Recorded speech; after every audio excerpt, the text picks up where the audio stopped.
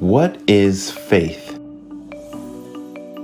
Now faith is a substance of things hoped for, the evidence of things not seen.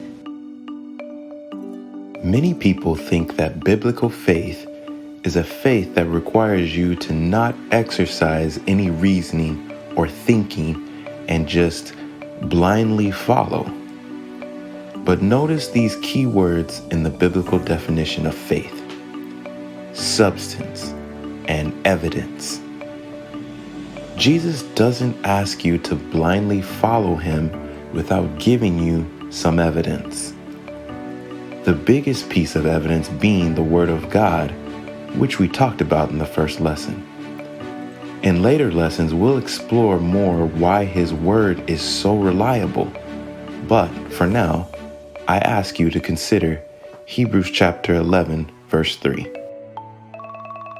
Through faith we understand that the worlds were framed by the word of God, so that things which are seen were not made of things which do appear.